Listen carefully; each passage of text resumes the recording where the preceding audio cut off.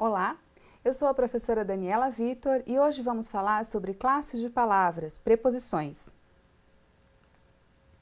Vejamos essa frase. Nós estivemos em Itu.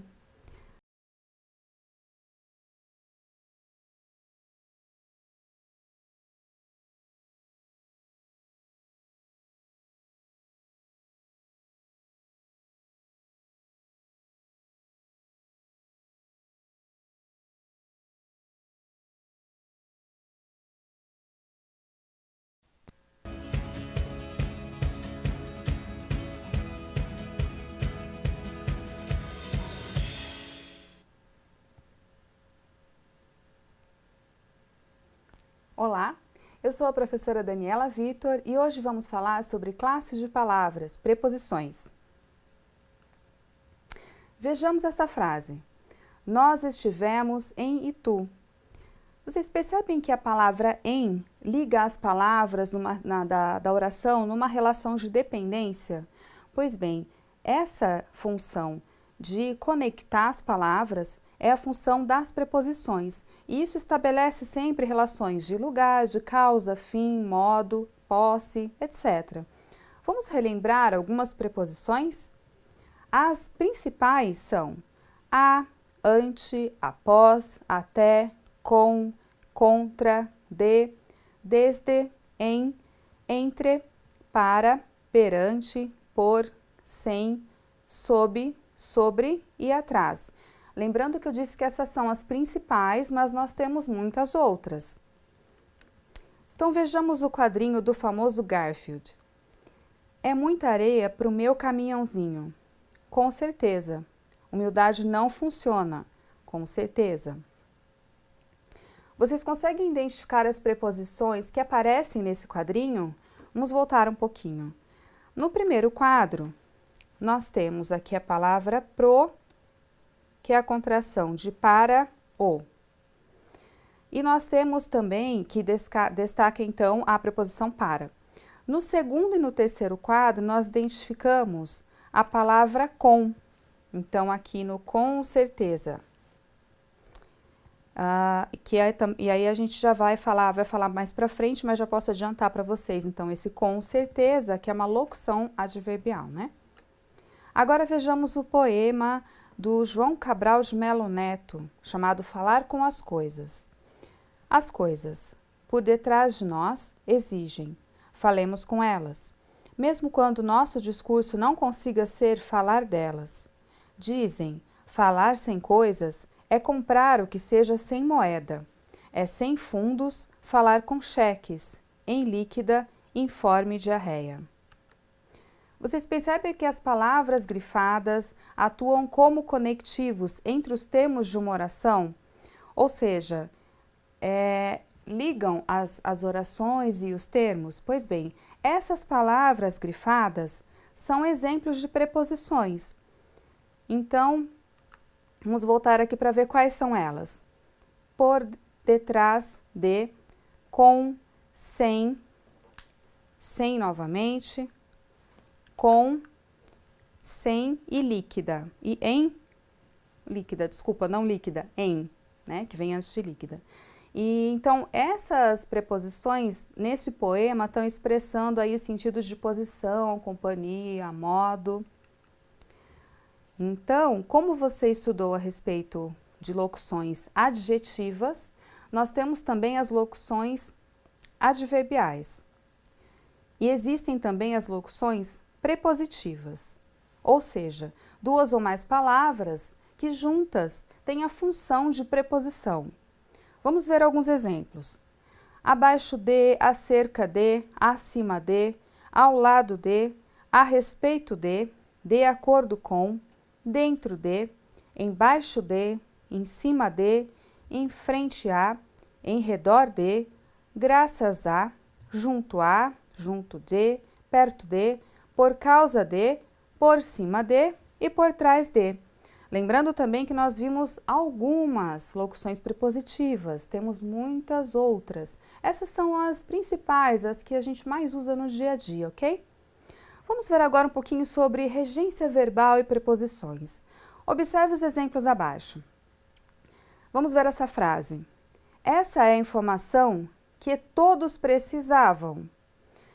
Quem precisa, precisa de algo, certo? Então, sempre que você for observar a respeito de regência verbal e preposição, você pode fazer esses questionamentos para verificar se a forma escrita está correta. Então, por exemplo, aqui, essa informação é a que todos, essa é a informação que todos precisavam. E aí a gente pergunta, quem precisa, precisa de quê? Precisa de algo. Então, essa forma não está correta dentro da norma culta. Como seria a forma correta? Essa é a informação de que todos precisavam. Então, percebam aí que colocando essa preposição de, nós temos a frase de uma forma correta dentro da norma culta. Vamos ver um outro exemplo. Aquela é a única pessoa que acredito. E aí, de novo, nós vamos perguntar. Quando acreditamos, acreditamos em algo ou em alguém, não é mesmo? Se você acredita em algo, ou acredita em alguém. Então, essa forma a gente percebe que está incorreta dentro da norma culta. Qual seria a forma correta? Aquela é a pessoa em que ou na qual acredito. Então, de novo, aí nós colocamos a preposição em para que essa frase passasse para a forma correta dentro da norma culta. Então, comecem a observar no dia a dia de vocês, ao ouvir as frases ou quando forem escrever, se está de acordo a regência verbal e as preposições. Porque é muito sutil, mas se você colocar a preposição aqui no lugar correto, você percebe que a frase fica correta e isso é muito tranquilo, pessoal. É só uma questão mesmo de prestar atenção e começar a exercitar isso. Vamos ver um pouquinho também sobre regência nominal e preposições. Então, vamos ver um exemplo. Essa frase, fiz referência a um ator famoso. E aí, novamente, nós fazemos algumas perguntinhas para observar se essa frase está correta na forma de escrita, lembrando, correta dentro da norma culta. Quem faz referência a alguém ou a alguma coisa. Neste caso, então, a preposição a acompanha o complemento nominal um ator famoso. Então, aqui está correto. Então, como a gente verificou nesse exemplo, a regência nominal é a relação que se estabelece entre um nome, substantivo, adjetivo ou advérbio, e os termos regidos por esse nome, que sempre acontece por intermédio de uma preposição.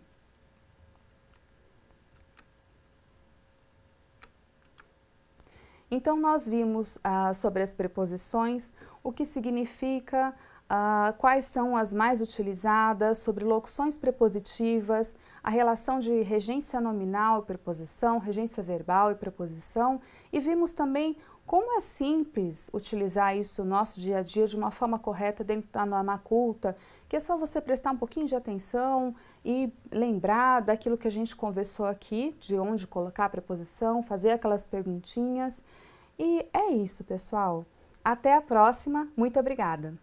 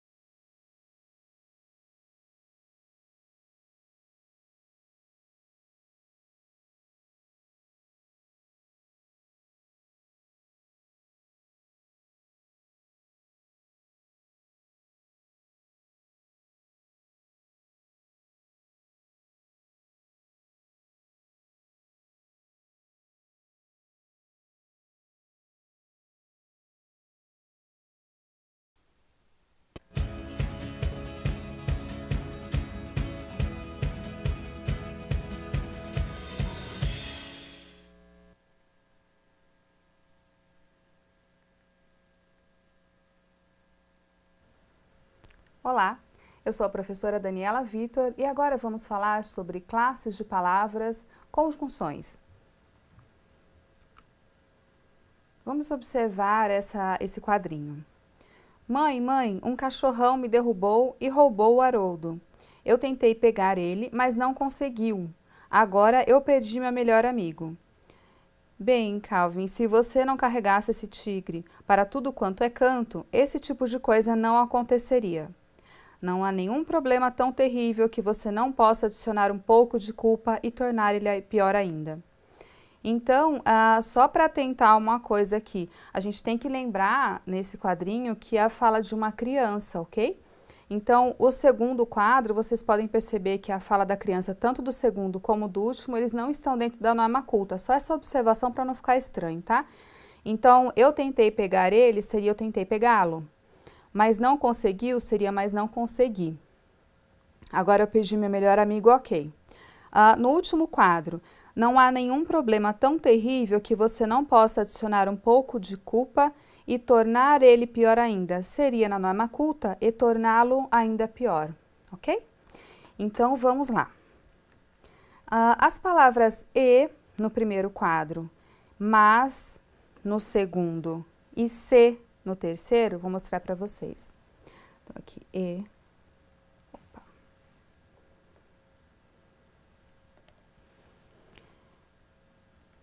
Então, aqui as palavras e no primeiro quadro, mas no segundo e se no terceiro, ok? Essas palavras, elas funcionam como um conector entre as orações presentes nas falas dos personagens. Então, expressa a relação de sentido entre uma fala e outra, entre uma oração e outra dentro desse período que mostra. Então, nesse primeiro quadro, por exemplo, a palavra e serve para adicionar uma ação à outra, tá? Então, qual foi a ação? O cachorrão me derrubou e roubou o Haroldo. São duas ações, nós temos aí dois verbos, tá? Derrubou e roubou. No segundo quadro, o conectivo mas indica uma oposição de sentido em relação à afirmação anterior. Então, vamos ver lá. Eu tentei pegar ele, mas não consegui. Então, tentei pegar, mas não consegui. Então, mostra essa oposição. E o terceiro quadro, penúltimo, mostra a palavra se, que expressa uma condição para que uma ação se estabeleça. Então, vamos lá ver. Se você não carregasse esse tigre para tudo quanto é canto, esse tipo de coisa não aconteceria. Então, mostra essa condição para que uma ação se estabeleça. Se uma coisa não tivesse sido feita, uma outra aconteceria. Então, para essas palavras que nós analisamos agora nessa tirinha, nós podemos perceber essa conexão. E para essas palavras com esse tipo de função, nós damos o nome de conjunção, tá? Então, conjunção é uma palavra invariável que une duas orações ou dois termos semelhantes na oração. E aí, essas conjunções, elas podem ser classificadas em coordenativas. Dentro das coordenativas, nós temos as aditivas, que o próprio nome diz que é adição, né, soma, que são e, nem e mas também. Temos as adversativas, que dá a ideia de oposição, contraste, que é mas, porém, contudo, todavia, entretanto. Temos as alternativas, o nome também já sugestiona, alternância, exclusão, que são ou, ora, ora, já, já, quer. Temos as conclusivas, indicando então a ideia aí de conclusão, quer logo, pois, sempre posto ao verbo, e portanto. E as explicativas, que dão a ideia de justificativa, que é o pois, anteposto ao verbo, porque e que. Nós temos também as subordinativas. Dentro das subordinativas, nós temos as integrantes. E aí tem o valor, sem o valor semântico específico, elas apenas ligam as orações, tá? Que é que e se. Temos as causais, também o próprio nome já diz, que é um motivo, uma causa, que são porque, como, já que, visto que. Temos as condicionais, que indicam condição, se, caso, desde que, contanto que. E temos as consecutivas, que indicam aí a ideia de consequência. Então, nós temos o que, precedido sempre de tão, tal, tanto, e de modo que.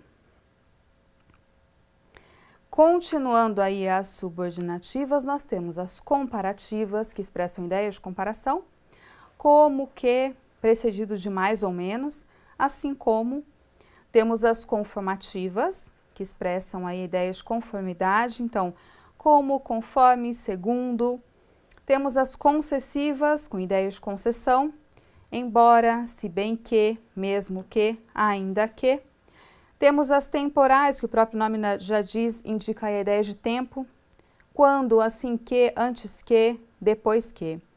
Finais, com ideia de finalidade, para que, a fim de que.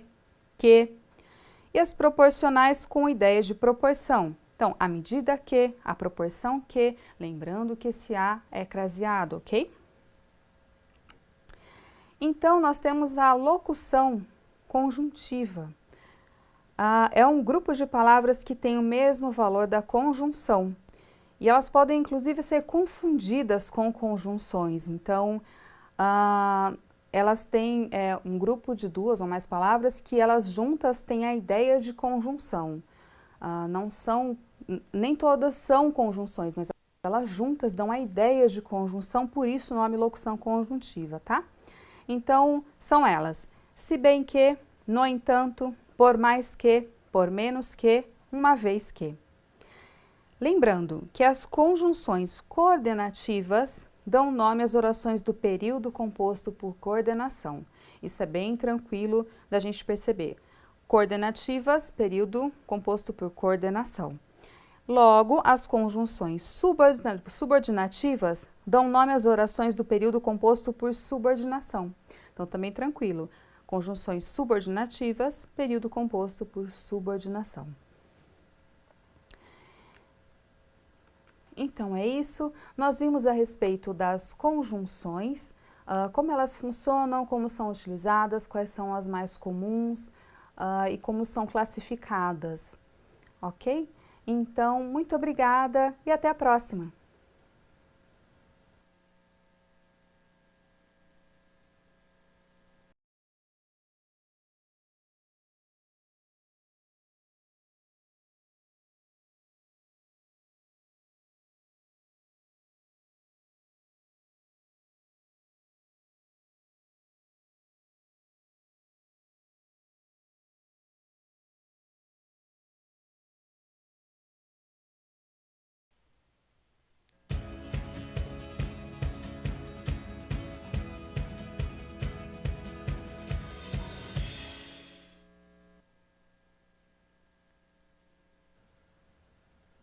Olá, eu sou a professora Daniela Vitor e vamos falar agora sobre classes de palavras, verbos. Vejamos este poema bem conhecido do poeta Carlos Drummond de Andrade, O Mundo é Grande. O mundo é grande e cabe nesta janela sobre o mar. O mar é grande e cabe na cama e no colchão de amar. O amor é grande e cabe no breve espaço de beijar. Percebam que todas essas palavras grifadas, a palavra cabe, novamente, cabe novamente, amar, cabe e beijar. Percebam que todas essas palavras representam algum tipo de ação. Pois bem, a essas palavras que representam algum tipo de ação nós chamamos verbos. Então vejamos o verbo amar, que aparece aí na quarta linha do poema. O verbo amar nós conseguimos conjugar em diferentes tempos verbais sem qualquer alteração do radical. Então seria eu amo, eu amava, eu amarei. Percebe que não tem alteração do radical? Quando esses verbos não têm alteração e a gente consegue conjugar dessa forma, nós chamamos de verbos regulares. Agora, o mesmo não acontece, por exemplo, com o verbo ser, conjugado no poema como é. Então, nós teríamos a seguinte conjugação: eu sou, eu era, eu serei. Então, vocês percebem que tem uma mudança drástica na forma do radical? Aqui, então, eu sou, era, serei. Com essa conjugação, onde a gente vê todas essas alterações, quando isso acontece, nós chamamos os verbos de verbos irregulares. Então, a gente precisa se atentar muito aos verbos irregulares, ser, estar, ir e por. que apresentam uma forma bem diferente da conjugação. Vamos conferir. Então, o verbo ser. Por exemplo, presente do indicativo, nós temos sou, és, é, somos, sois e são. O pretérito perfeito do indicativo fica fui, foste, foi, fomos, fostes e foram. E o pretérito imperfeito do indicativo era, eras, era, éramos, éreis e eram. Percebem como é muito diferente? Agora, muita atenção ao presente do subjuntivo, porque você diz seja e não seja. A palavra seja não existe, ok? Sempre seja. Prestem muita atenção nisso, porque é um erro muito comum. Sobre o verbo estar. No presente do indicativo, nós dizemos vou, vais, vai, vamos, ides, vão. Pretérito perfeito do indicativo. Fui, foste, foi, fomos, fostes, foram.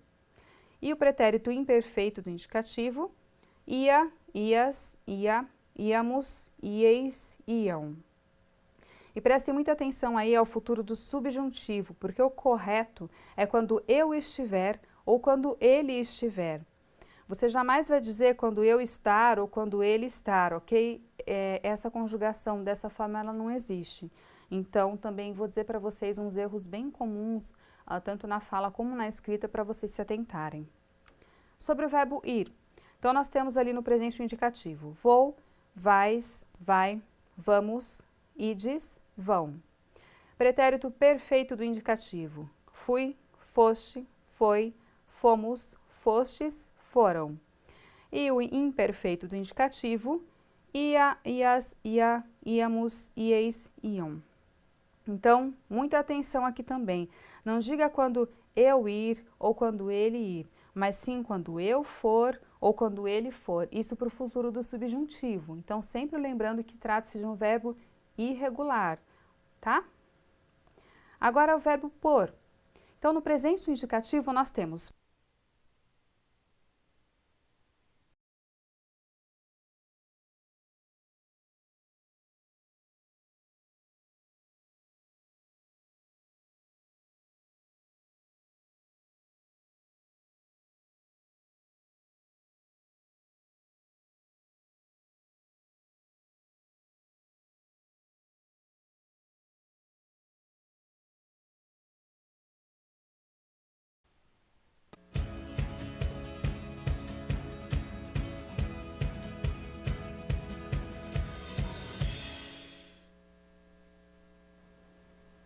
Olá, eu sou a professora Daniela Vitor. Vamos falar sobre classes de palavras, pronomes. Vejamos a tirinha. Você sabe o que há de errado com sua mãe? Não. No entanto, ela foi ao médico hoje. Eu adoraria se... Não. O quê? Você não acha que ela está esperando um bebê, acha? Um bebê? Por que ela iria querer outra criança? Ela já tem a mim. Sim, ela deve ter aprendido a lição. Observem a presença das seguintes palavras. No primeiro quadro, nós temos a palavra sua.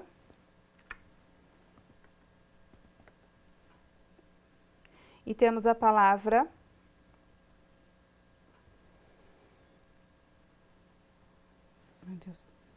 ela. No segundo quadro, nós temos a palavra eu. E no último quadro, nós temos a palavra mim. Todas essas palavras grifadas, como vocês podem ver aqui, são os pronomes. Então, segundo Cereja e Kochar, os pronomes são palavras que substituem ou acompanham outras palavras, principalmente os substantivos. Podem também remeter a palavras, orações e frases expressas anteriormente.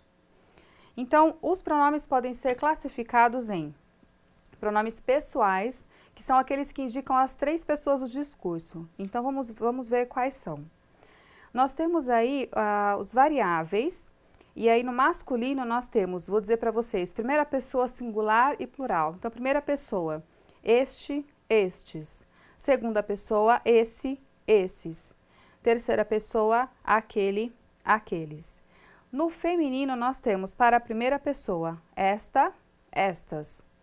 Segunda pessoa, essa, essas. Terceira pessoa, aquela, aquelas.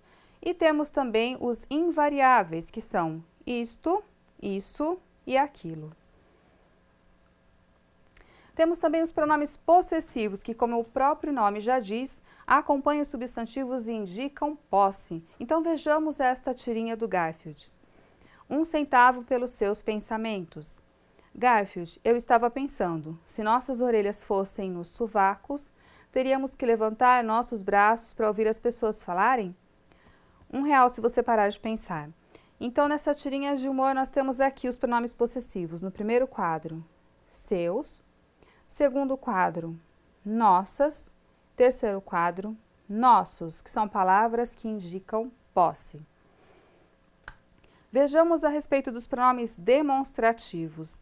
Também o próprio nome já sugestiona que são aqueles que situam, demonstram coisas ou pessoas no espaço, no tempo ou no próprio texto. Os pronomes relativos são aqueles que ligam as orações e se referem a um termo anterior. Então, os principais são onde, cujo ou cuja, que, qual e o qual. Então, vamos ver a tirinha. As coisas vão de mal a pior. Mas a que você se refere exatamente? Ora, eu me refiro exatamente às coisas que vão de mal a pior. Entendeu agora? Claro, tá pensando que sou burro? Então, vamos verificar a frase eu me refiro às coisas que vão de mal a pior. Então, tá aqui. Eu me refiro às coisas que vão de mal a pior. A palavra que substitui coisas e, portanto, trata-se de um pronome relativo. Então, quando a gente vê aqui, nesse segundo momento, que vão de mal a pior, você pergunta, o que vai de mal a pior? As coisas. Então, o que está substituindo as coisas, então, trata-se de um pronome relativo. Então, para saber o pronome relativo, você faz essa perguntinha, vê se substitui, aí você sabe que se trata de um pronome relativo, ok? Então, é isso. Nós vimos sobre os pronomes, suas classificações, formas de utilização. Muito obrigada e até a próxima!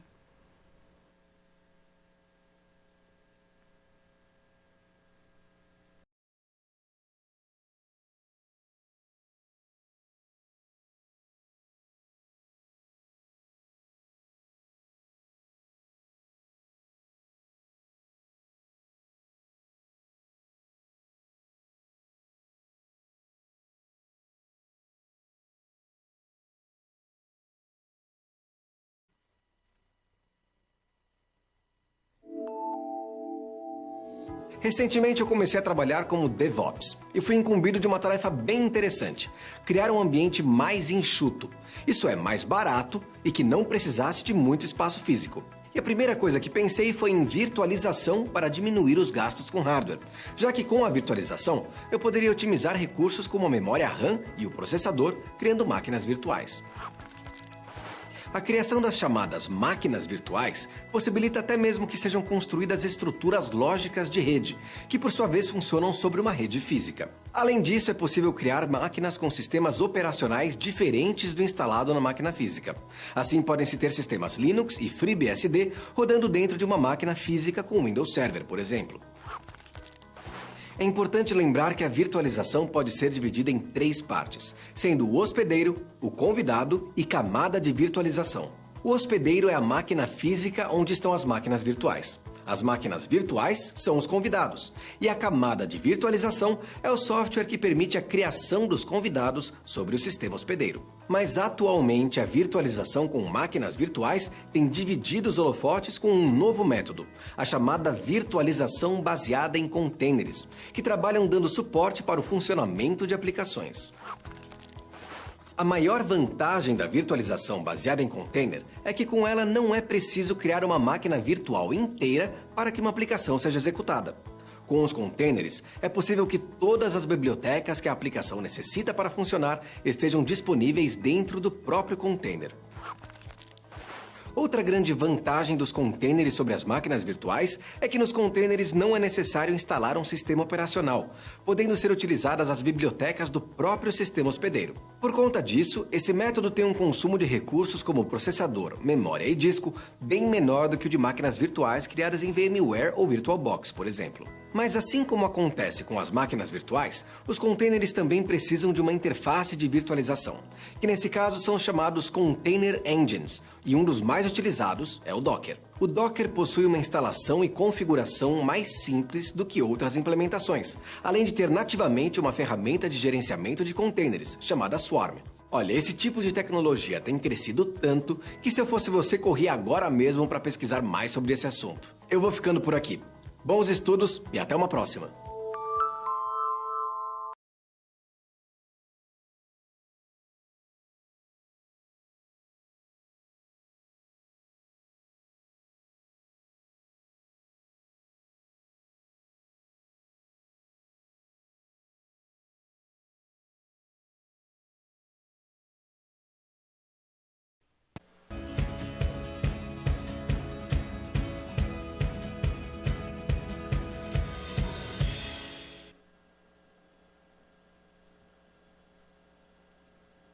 Olá, eu sou a professora Daniela Vitor.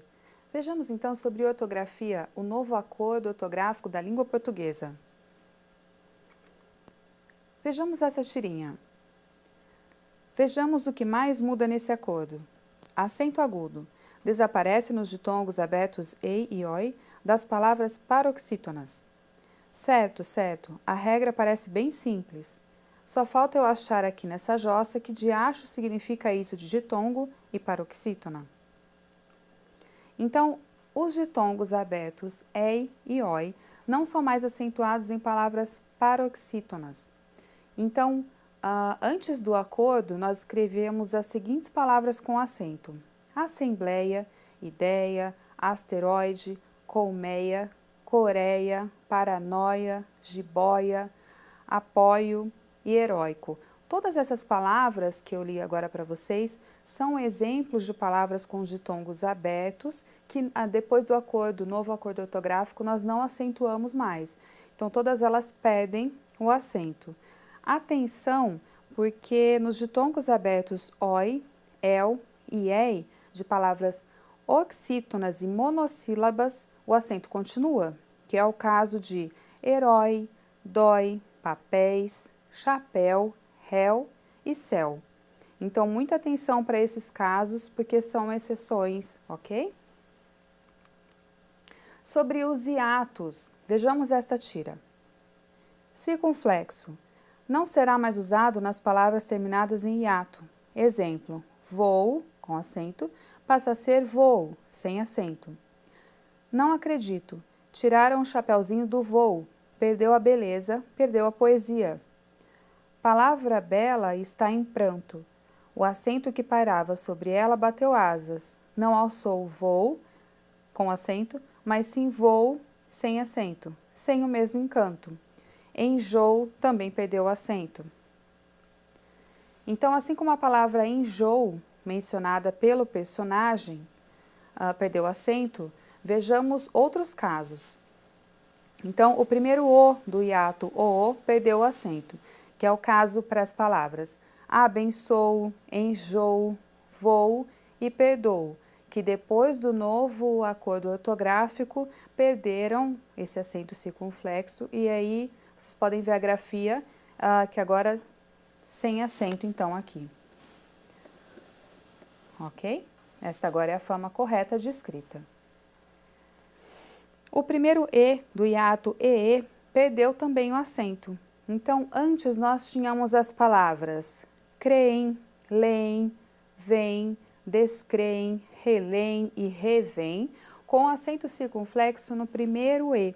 Agora nós não temos mais esse acento após o novo acordo ortográfico. Então, vocês podem aí ver a grafia correta, que agora fica sem acento.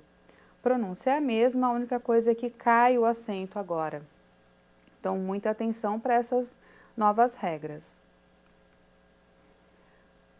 E lembre-se de que o acento circunflexo para a terceira pessoa do plural nos verbos ter e derivados. Eles têm, retém, contém. Então, aqui, eles têm, retém, contém.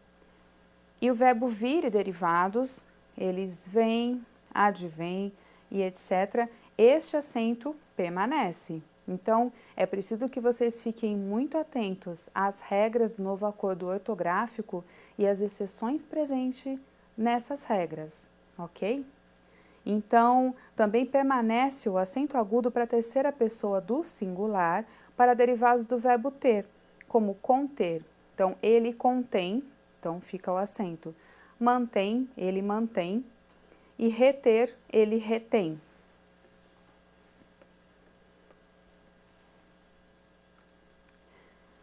Então, uma outra regra, não se acentuam mais i e u tônicos em paroxítonas quando precedidos de ditongo. Então, olha, antes do acordo nós tínhamos baiuca, boiuna e feiura, acentuados. E agora vocês podem perceber que nós então perdemos este acento depois do novo acordo. Mas muita atenção porque as vocais tônicas i e u não mudam para os casos das palavras Piauí, Tatuí e Tuiuiu. Então, sempre atentos a essas exceções, sim? Sobre o acento diferencial que nós tínhamos para as palavras homófonas, ou seja, que tem a mesma escrita, este acento também foi abolido. Um caso muito comum, a palavra para. Nós tínhamos o acento em para, de parar, que é o verbo, e para, preposição sem acento. Agora a palavra para, tanto para verbo como para preposição, não tem acento. Então vejam outros exemplos com este mesmo caso que perdeu o acento diferencial depois do novo acordo ortográfico. Tem também a palavra pela, verbo, pelo, substantivo, pera, substantivo, polo, substantivo. Então, atenção, porque esse acento diferencial não existe mais. Como vocês fazem para saber de que palavra eu estou dizendo? Se é o para verbo ou se é o para preposição? Aí é preciso que você se atente sempre ao contexto. É o contexto agora que vai te dizer o significado dessa palavra, não mais esse acento diferencial, porque ele caiu após o novo acordo, ok? No verbo poder, na terceira pessoa, para indicar tempo pretérito perfeito, o acento se mantém. Então, veja o exemplo. Ele não pôde comparecer ao evento de ontem. Então, nós mantemos o acento. No presente do indicativo, ele desaparece. Então, ele não pode aceitar seu pedido. No verbo por, se mantém para diferenciar da preposição por. Então, muita atenção. Não sei onde pôr este móvel. É acentuado, que é o verbo. Não vá por este caminho. É a preposição, logo, não tem acento. Ok? Percebam que essas exceções, elas são tranquilas para vocês assimilarem, porque vocês vão usar no dia a dia e, na verdade, é algo que vocês precisam não decorar, mas conforme vocês forem utilizando, vocês vão lembrando das exceções, vão aplicando até que elas vão se tornando comum. Sim? Então, agora sobre o hífen. Vamos observar esta charge. O que tem de errado com o meu micro-ondas? Tem que colocar um hífen. Então, percebam que essa palavra micro-ondas, como está desta forma na charge, era escrita antes do novo acordo. Depois do novo acordo, a palavra micro-ondas ganhou hífen e fica escrito então desta forma. O prefixo micro termina com a mesma vogal que inicia o segundo elemento ondas. Portanto, agora então a grafia correta é com o hífen. É o caso também das palavras anti-inflamatório, anti-inflacionário e hiperreativo. Então, agora nós vamos conferir mais alguns casos sobre o hífen. Para o hífen, não tem muito como fazer associações, é mais para aplicação mesmo, até acostumar com as novas regras. Mas é só vocês se atentarem, conforme tem dúvida quando for escrever, consulta sempre o material e aí aos poucos vocês vão colocando isso no dia a dia de vocês na escrita, sim? Então, vejamos alguns exemplos aqui. Para os prefixos aero, agro, alve, ante, anti, quando nós tivermos a vogal igual ao final do prefixo e quando nós tivermos H, isso eu estou dizendo na letra inicial do segundo termo, tá, pessoal? Quando for este o caso, aí nós juntamos com hífen. Para os demais casos, juntamos sem hífen. Para os prefixos circum e pan, quando nós tivermos a letra inicial do segundo termo, então, com vogal, com H, com M e com N, aí nós juntamos com hífen. Caso contrário, junta-se sem hífen. Os prefixos hiper, inter, super, quando nós tivermos, então, a letra inicial do segundo termo com H e R, juntamos com hífen. Os prefixos sobe e sub, a gente vai juntar com hífen quando tiver, então, a letra inicial do segundo termo com H, R e B. Prefixo mal, vai juntar com hífen quando a letra inicial do segundo termo, então, tiver vogal e H. Para os prefixos có e re, junta-se com hífen quando a letra inicial do segundo termo for com H. Agora, para os prefixos além, aquém, bem, ex, pós, pré, pró, recém, sem e vice, junta-se sempre com hífen. Então, essa também é uma tabela para depois também dar uma olhadinha aqui embaixo nas exceções, mas é uma tabela que inicialmente será de consulta de vocês, até que vocês consigam acrescentar isso à escrita de vocês. Então, sempre muita atenção aos hífens e às regras. No primeiro momento vocês vão consultar, depois isso vai acabar ficando comum para a escrita. Então, falamos sobre o novo acordo ortográfico da língua portuguesa, as maiores modificações que aconteceram e que para vocês adquirirem esse novo acordo na escrita é prática, consulta, sempre que tiver dúvida, vai praticando que aos poucos vocês já adquirem isso na escrita do dia a dia, mas sempre com muita atenção, principalmente a todas essas regras que falamos aqui, ok? Muito obrigada e até a próxima!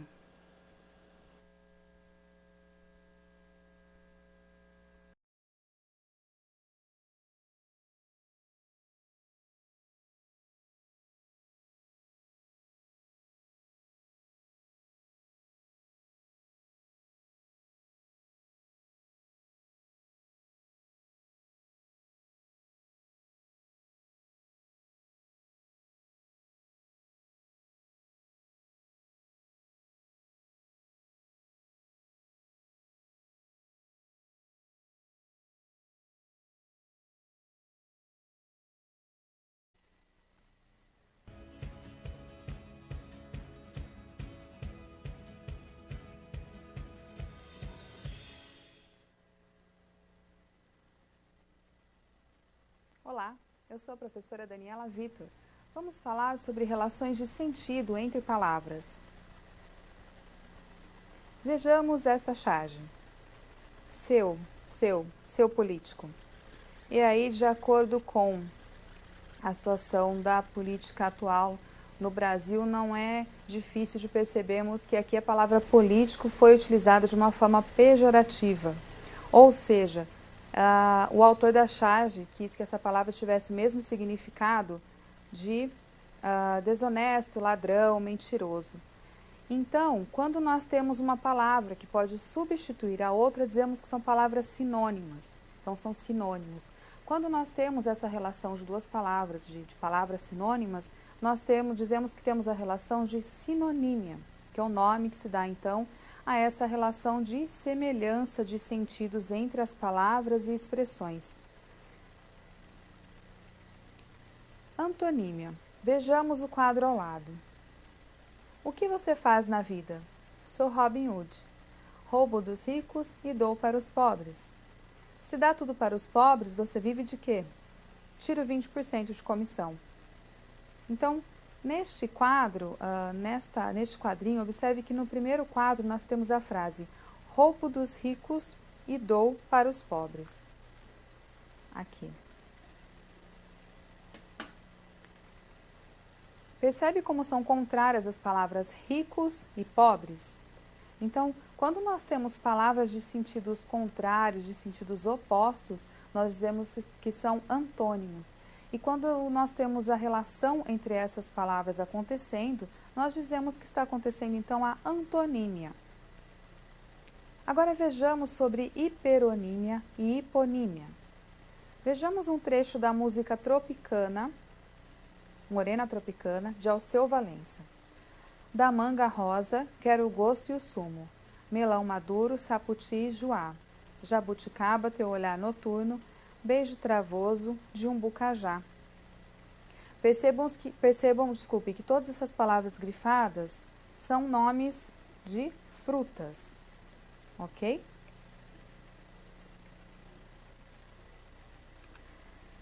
Então, a palavra fruta abarca todas as outras palavras sublinhadas, que são manga, melão, saputi, juá, jabuticaba, umbu, cajá. Então, nós podemos dizer que a palavra fruta é um hiperônimo, ou seja, ela tem um significado mais abrangente, consegue dar um nome a uma classe e ela abarca outros significados. Então, para todas essas palavras que eu disse, manga, melão, saputi, todas elas são frutas. Então, a fruta é o nome de uma classe. Então, quando nós dizemos que é o nome de uma classe, nós dizemos que é um hiperônimo. Então, como são chamadas as palavras que estão dentro dessa classe? São os hipônimos, que aí tem o significado contido dentro dessa classe chamada fruta. Então, nós podemos dizer que manga, melão, saputi e juá são hipônimos. Tem um caráter mais específico, elas fazem parte de um conjunto. Então, essa relação entre palavras, nós podemos dizer, das palavras de hiperônimo, nós temos a relação de hiperonímia. E dos hipônimos, nós temos a relação de hiponímia. Este recurso da língua é muito útil para você retomar elementos textuais e contribuir, então, com coesão e com coerência textual, ok? Então, vejamos agora sobre paronímia. Veja essa tirinha. Adoramos cestas, adoramos cestas, adoramos cestas. Percebam que, apesar da mesma pronúncia, já pela figura da tirinha nós podemos ver que tem significados diferentes. Então, no primeiro quadro, nós temos como uma cesta um objeto. No segundo quadro, cesta como uma forma de cochilo, aquele cochilo após o almoço. E no terceiro e último quadro, sexta como o dia da semana. Então, quando nós temos as palavras com grafias diferentes, significados diferentes, mas a pronúncia igual, nós dizemos que são parônimos. E a relação dessas palavras nós chamamos de paronímia. Então, paronímia é a relação que se estabelece entre palavras que possuem significados diferentes, mas são muito parecidas na pronúncia e também na escrita. Sobre homonímia, vejamos este quadrinho. Vem do pôr do sol, é o que está escrito nesta placa que vai aparecer então nos 3 quadros. Quanto quer pelo pôr do sol?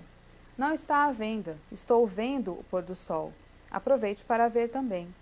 E aqui então nós podemos perceber que quando você lê primeiramente a placa, você consegue associar a palavra vendo ao verbo vender. Porém, quando o personagem diz no segundo quadro, estou vendo o pôr do sol, você consegue associar a palavra vendo ao verbo assistir. Então, quando nós temos essa relação da palavra escrita da mesma forma e a pronúncia também da mesma forma, só que com significados diferentes, nós chamamos de homônimos. E a relação entre essas palavras, então, nós chamamos de homonímia. Vejam outros exemplos, então. Nós temos são, de sadio, e são, do verbo ser. E também temos são, de santo. A palavra manga, nós também temos manga como parte da camisa, né, o vestuário, e manga como uma fruta. Então, estes também são exemplos de homônimos. É importante ressaltar que se o contexto determina a significação dos homônimos. Então, a gente deve tomar cuidado, porque a homonímia pode causar ambiguidade, ou seja, duplo sentido. Então, para você eliminar o duplo sentido ou a possível ambiguidade, é preciso estar atento ao contexto em que essas palavras são utilizadas, como foi o caso do quadrinho que vimos agora. Então, nós vimos agora um pouquinho sobre relações de sentido entre palavras, o que pode ajudar muito vocês, tanto na escrita como na fala. Então, fiquem atentos a essas relações de sentidos e, por enquanto, é só. Muito obrigada e até a próxima!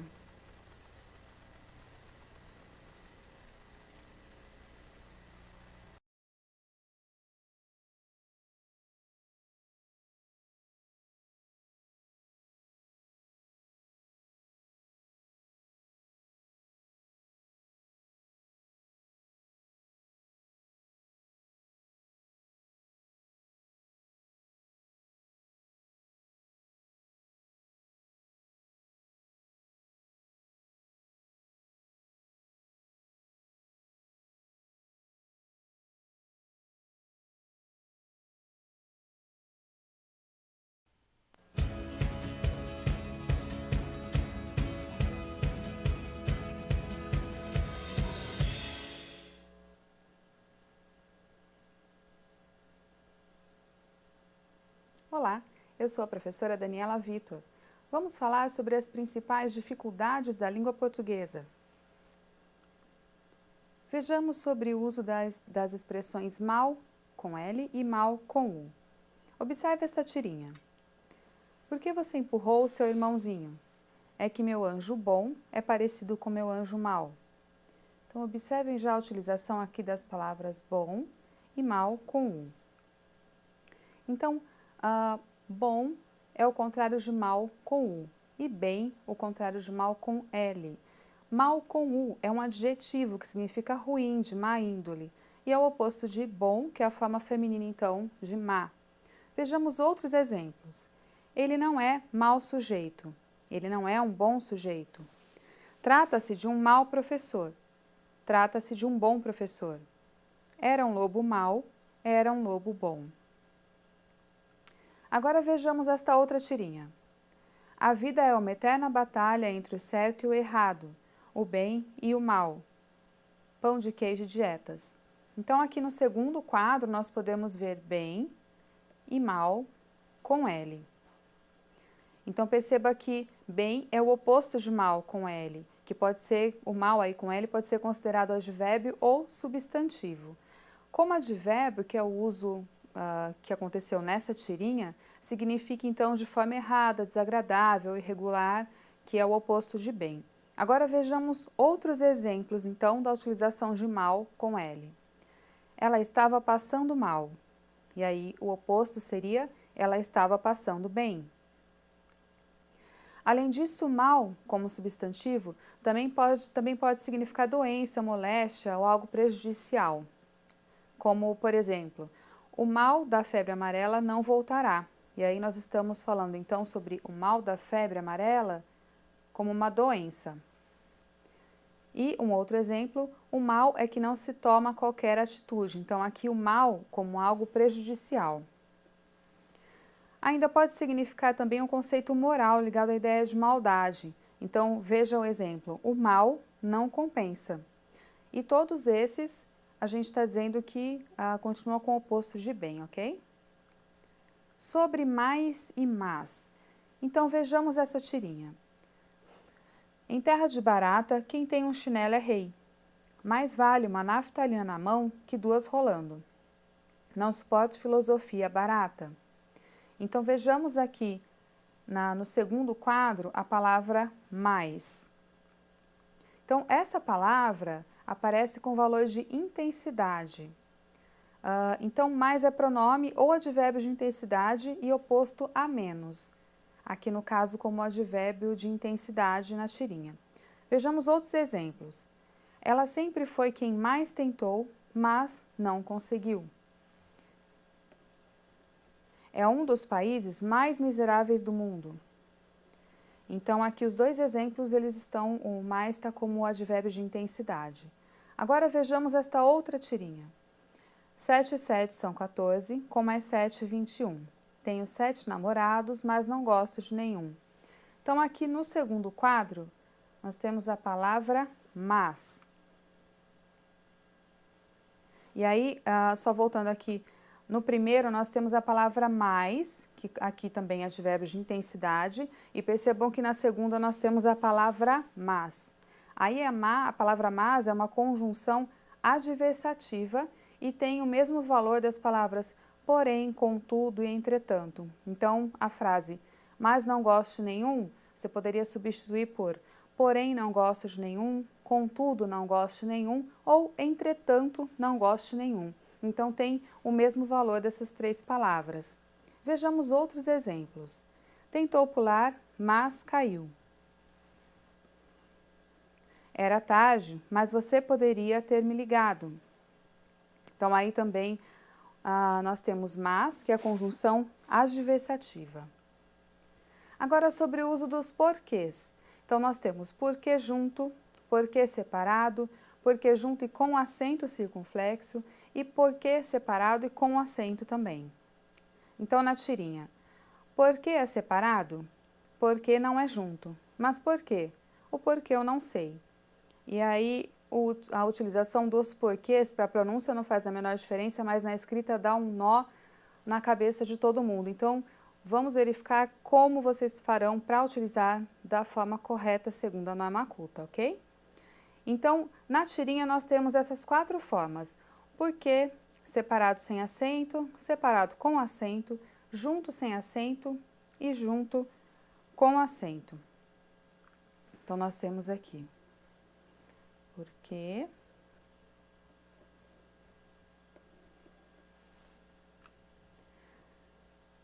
Então, vejamos aqui, nessa frase, não sei por que você diz isso, porque separado e sem acento. Esta forma é sequência da preposição por e o pronome interrogativo que. Então, é a mesma coisa de dizer, equivale à mesma coisa de você dizer por qual motivo, por qual razão. E é utilizado sempre em perguntas diretas e indiretas. Então, por que você está triste? Que é direta. Ou, diga-me por que você está triste, que é indireta. Então, vejamos essas outras frases. Este é o motivo por que não vim ontem. E aí nós vamos ver esses três exemplos do porquê separado sem acento, ok? Então, um outro exemplo. A rua por que deveríamos passar está fechada. Falemos por que um dia aconteçam melhorias no projeto. Então, esta forma representa a preposição mais o pronome relativo, que equivale a pelo qual, ou as outras formas de pelo qual, que também podem ser pelas quais ou pela qual. Em outros contextos, o porquê também pode equivaler a para quê. Uma outra forma ainda. E você ainda tem coragem de perguntar por quê? E aí percebam que o porquê está separado com acento circunflexo e no final da interrogativa.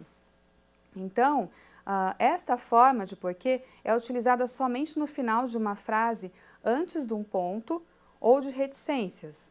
E aí deve ficar grafada dessa forma porque é oposto ao que ocupa na frase, pois o monossílabo que passa a ser, então, tônico. Agora veja, sinto que há algo errado porque ele ainda não chegou. Ela não fala mais comigo. É porque defendo minhas ideias. Perdão, é uma interrogação. Ela não fala mais comigo. É porque defendo minhas ideias? Então, para estes casos, a forma porque, junta e sem acento, como podemos ver aqui, é uma conjunção que equivale a pois, já que, uma vez que, como. E aí introduz geralmente uma explicação. Então, vamos substituir a primeira por uma vez que. Sinto que há algo errado, uma vez que ele ainda não chegou. E aí você consegue perceber, então, que depois do porquê, nós temos a explicação. Então, é utilizado dessa forma, por quê? Porque na sequência tem a explicação, ok? Então, essa forma também pode indicar finalidade, equivalendo a para que, a fim de, como indica este exemplo. não julgues, porque não te julguem. E aí esse porquê equivale a para quê. Então também pode ser utilizado para estes casos. Vejamos outros exemplos. Não será possível entender o porquê do cancelamento da viagem. Nem todos os porquês serão explicados em vida. Então, essa forma do porquê junto e com acento é utilizada como substantivo e significa causa, motivo, razão. E normalmente aparece acompanhada de uma palavra determinante como um artigo, por exemplo. Então, nós podemos ver na primeira frase. Não será possível entender o porquê. Nem todos os porquês serão explicados. Ok? Agora vejamos sobre as expressões ao encontro de e de encontro a. Então, primeiro sobre a expressão ao encontro de, que indica ser favorável a, aproximar-se de. Veja esses exemplos. Ainda bem que seu gosto veio ao encontro do meu.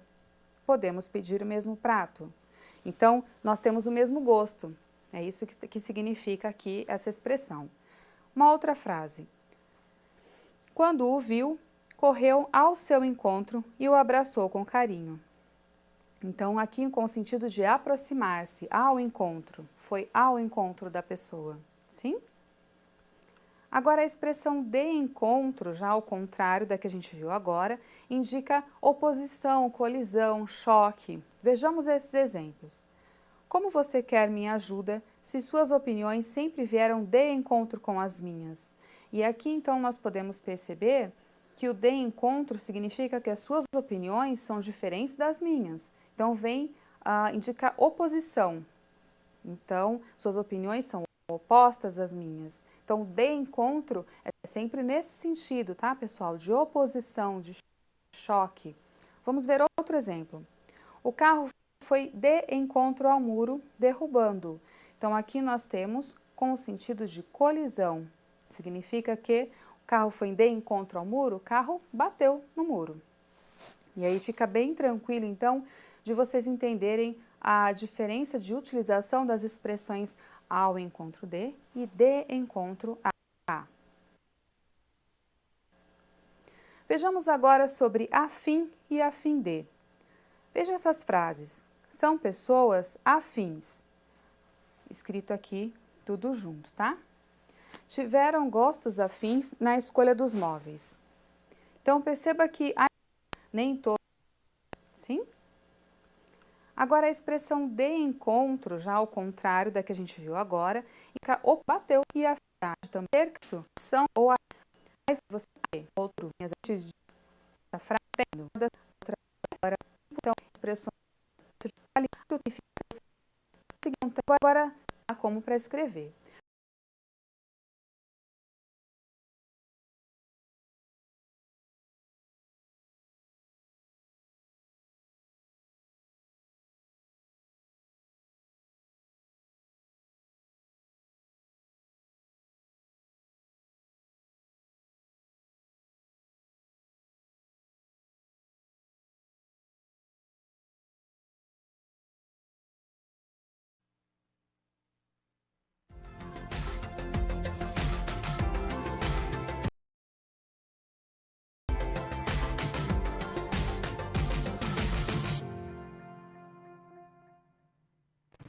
Olá a todos, muito bem-vindos à nossa primeira aula prática de sistemas distribuídos. Nós já vimos nas teleaulas como que funciona, o que são esses sistemas distribuídos. Para o usuário tem que parecer apenas um sistema, o que não é realidade, que nós vamos interligando servidores e nós vamos ver alguns exemplos de como isso acontece. Porque se você entra em qualquer endereço da internet, por exemplo, você vai ter diversos servidores trabalhando para manter aquele site ou para manter aquela página. Então, nós vamos dar uma olhada nisso. Outra situação que nós vamos trabalhar hoje, sincronização de relógios, né? Às vezes, não sei se com vocês já aconteceu, mas comigo já aconteceu, de abrir o e-mail e olhar o relógio, uma mensagem enviada depois da outra, só que com o horário anterior. Você fala, nossa, mas o que aconteceu, né? Fica estranho. É uma falta de sincronismo dos relógios que você está trabalhando. Então, hoje nós vamos trabalhar com sistemas distribuídos nesse sentido, de mostrar para vocês alguns servidores trabalhando. Quando a gente entra em qualquer página, nós vamos ver as ferramentas de desenvolvimento. Se vocês quiserem explorar mais, aí é uma possibilidade para o conhecimento de vocês. Então, vamos ao quadro. Eu sou a professora Adriane Loper e hoje nós vamos ver alguns conceitos de sistemas distribuídos. Nessa nossa primeira aula, nós temos alguns objetivos, que são conhecer os conceitos básicos, né? Nós vamos ver como que eles se enquadram aí dentro dos sistemas distribuídos. Nós vamos falar de internet, de relógio, mas como que isso se enquadra dentro de sistemas distribuídos. E também vamos trabalhar com a sincronização de relógios em 2 sistemas operacionais. Vocês sabem que sistemas distribuídos nós podemos trabalhar com diversos sistemas operacionais. Então, para mostrar também essa possibilidade para vocês, que nós vamos ver também no decorrer das nossas aulas, eu vou mostrar nos 2 sistemas operacionais, Windows e Linux. Então, vamos voltar ao quadro. Estão aí os 2 objetivos, né? Sincronização e conhecer um pouquinho mais os conceitos básicos. Vamos relembrar o que são sistemas distribuídos. Sistemas distribuídos são um conjunto do quê? De computadores interligados via rede. Nós só conseguimos ter esse conceito aí de sistemas distribuídos com a vinda das redes, né? Sem as redes, nós não teríamos como fazer essa interconexão, essa interligação dos computadores. Mas para o usuário final, aparenta ser um sistema único. Então, para você, quando você for usuário final, você tem que ter a impressão de estar trabalhando naquele computador e não numa rede de computadores. Porque isso não cabe ao usuário.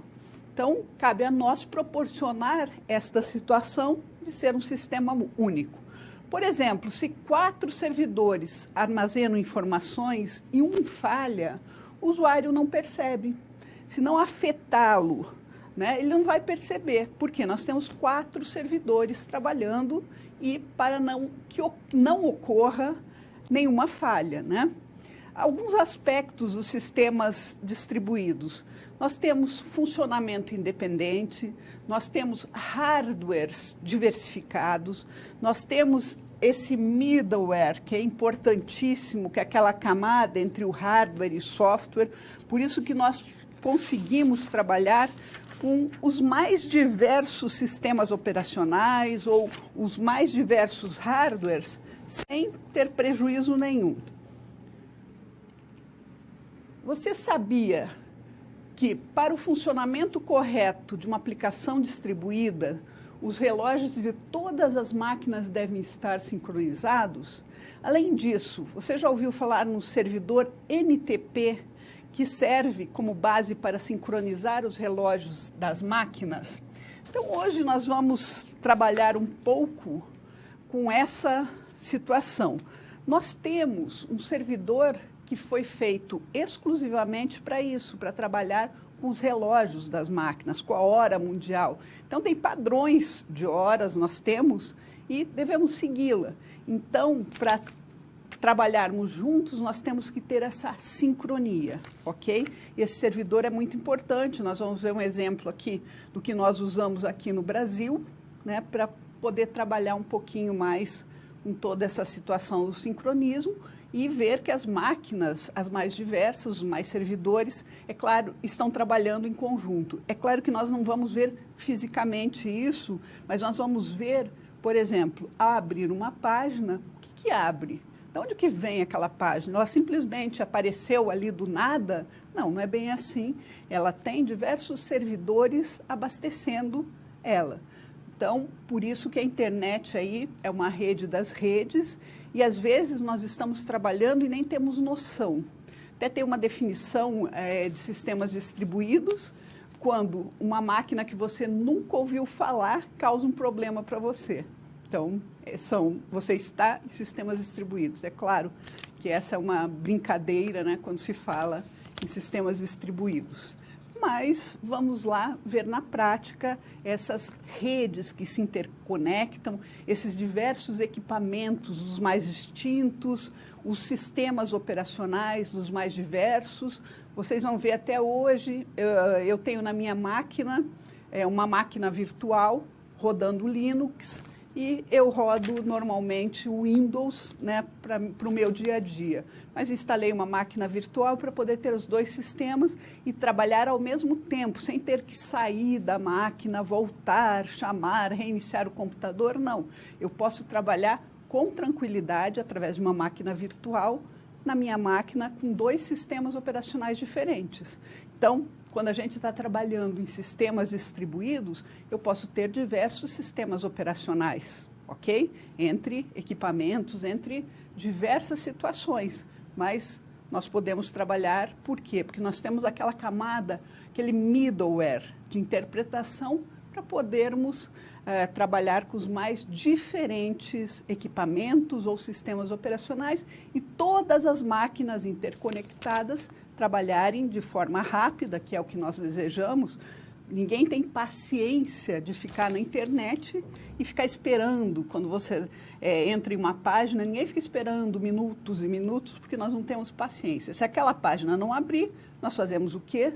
Nós passamos para outra. Então, nós vamos entender um pouco do porquê, né, o ser humano necessitou ter essa quantidade de equipamentos, esses sistemas distribuídos, esses servidores agrupados, para poder trabalhar com mais rapidez, que é o que nós desejamos, ok? Então, vamos voltar ao quadro. Aqui, no primeiro procedimento, nós vamos abrir o seu navegador, tá? Eu trabalho com o Chrome, né? Vamos abrir ali na nossa linha. Eu peguei um site do Ministério da Educação, por nós estarmos envolvidos com educação. Daí nós vamos àquela extensão, né, aqueles 3 pontos, conforme está indicado ali embaixo da página, está uma setinha vermelha, tá? Vou mostrar aqui, vou fazer um reforço, mas é fácil de visualizar aqueles 3 pontinhos, tá? Então, agora eu vou entrar no meu computador para a gente abrir o navegador. Então, vamos lá. Eu vou abrir, aqui está minha área de trabalho, né, cheio de elementos aqui. Então, eu vou aqui, ó, no Chrome. Eu já tinha aberto meus e-mails, né, vou até fechar aqui para não atrapalhar o nosso andamento. Então, vamos abrir o Chrome, né, como a gente, quando vai pesquisar, vai fazer qualquer coisa, vamos digitar. O que a gente vai digitar? http://www.mec.gov.br. Então, digitei, dei um Enter. O que apareceu? Bem, apareceu a página do Ministério da Educação, tá? Então, vamos lá, voltar ao quadro para ver qual que é o nosso próximo passo. Então, já fomos, agora nós vamos localizar aqueles 3 pontinhos ali conforme a seta, tá? Depois que a gente localizar, vamos lá. O que é que nós vamos fazer? Daí nós vamos abrir aqueles 3 pontinhos, né? Vamos voltar lá para o nosso quadro. Isso. Agora nós voltamos para o nosso quadro. Vocês viram que quando eu cliquei no Ministério da Educação, abriu aquela página, certo? Então, vamos lá para o quadro. Após clicar nos 3 pontos, aparecerá a seguinte tela que já apareceu. Agora nós vamos seguir as instruções. Vai em ferramentas, mais ferramentas, ó, conforme a seta acima e abrirá o outro menu. Aqui, ó, mais ferramentas, está aqui a setinha, tá? Então, voltamos para o computador, isso para a gente ir lá, ó, estão vendo meu mouse aqui, ó. Então, vamos lá nos 3 pontinhos, abriu uma tela. eu pedi para ir aonde? Em mais ferramentas. Está aqui, ó. 3, 6, 7, 8, 9, 10, 11, ó. A 11ª opção. Quando eu vou em mais ferramentas, vocês veem que já abre uma outra telinha aqui do lado. Salvar página, criar atalho, limpar, extensões, gerenciador. Cada uma dessas opções tem suas funções desejadas. Hoje nós vamos trabalhar com o quê? Com as ferramentas do desenvolvedor, que é o que nós desejamos. Então, vamos voltar ao nosso quadro. Olhem lá, estão vendo a flecha vermelha? Eu já fui em mais ferramentas e agora vou entrar em ferramentas do desenvolvedor. Tá? Aí, quando eu entrar nas ferramentas do desenvolvedor, eu abrirei uma outra tela. Então, voltamos lá para o computador, né? Vocês estão vendo que são muito parecidas, porque eu fiz um Ctrl+C, Ctrl+V, para vocês não se perderem. Então, estou aqui, ó, meu mouse está aqui no meu computador, ó, estão vendo meu mouse mexendo aqui? Então, vamos lá, em ferramentas do desenvolvedor. O que essas ferramentas propiciam? Olhem só, aqui nós começamos a analisar como que foi estruturada toda essa página, tá? Então, nós temos aqui escrito educação, temos uma faixa verde, nós temos aqui a primeira imagem do portal do Ministério da Educação, uma segunda imagem aqui do SISU, nós temos o Enem 2019, temos o ProUni, as regras do ProUni, nós temos o FIES, né, o Fundo de Financiamento. Então, essas são as opções. E aqui, vejam, a gente abriu aqui no meu computador uma série, ó, aqui tem uma linha que diz elementos, console, sources, network e performance, tá? Tá em inglês porque os programas são, na sua grande maioria, americanos, né? Então, nós vamos dar uma trabalhada, uma verificada e uma explorada, né, nesses escritos e como que se encaixa essa parte de sistemas distribuídos. Então, vamos voltar ao quadro só para ver o que nós vamos fazer. Então, voltando ao quadro, né, olha, nós entramos e nós vamos explicar, né, vamos explorar esse ambiente. Então, nessa linha ali, ó, que está marcadinha em preto, aqui no slide, ó, a flecha vermelha, aquela marcação, é o que nós vamos explorar desse ambiente, tá?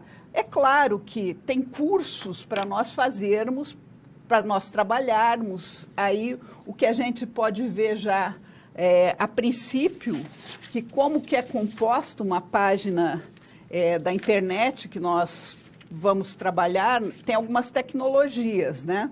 O CSS, o HTML, o JavaScript. Então, quando nós estamos vendo o todo de uma página da internet, nós temos diversos elementos interconectados. Para nós construirmos, geralmente, quando a gente começa o curso, lá a gente vê o quê? HTML, um pouquinho depois CSS, depois o JavaScript. É uma sequência para nós montarmos uma página do jeito que nós desejamos, ok? Hoje, claro que não é um interesse nosso montar uma página, mas nós vamos ver as possibilidades que nós temos ao trabalhar com essas tecnologias, tanto com HTML, CSS e com JavaScript. Por que que nós temos que ver isso? Ou por que que nós vamos ver? Para vocês começarem a entender como que os sistemas distribuídos trabalham, tá? Nós vamos fazer alguns chamamentos, nós vamos mostrar algo. Então, é claro que não é meu objetivo ensinar como faz o DevOps, né? Mas nós vamos trabalhar aí nesse sentido de ficar mais tranquilos, principalmente quando a gente fala de sistemas distribuídos, onde é que vocês vão buscar, como que vocês enxergam essa parte de sistemas distribuídos.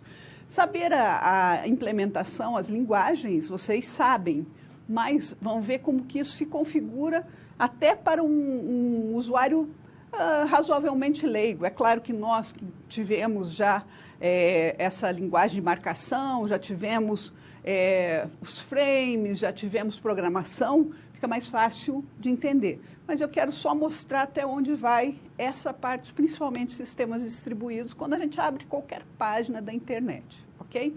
Então, vamos voltar ao quadro, né? Eu já falei para vocês. A linha que nós vamos explorar rapidamente, né? Que é aquela linha ali dos elementos, da onde nós estamos começando a trabalhar, tá? Agora, o que eu vou dizer para vocês, ó? Eu vou entrar em elementos, vamos voltar para o computador agora. Então, tá aqui, ó, meu mouse está aqui mexendo, tá? O que nós temos aqui? Olha só, o que é isso? O que nós podemos explorar disso? Bem, uma das partes extremamente interessantes que a gente tem que ter sempre no nosso site são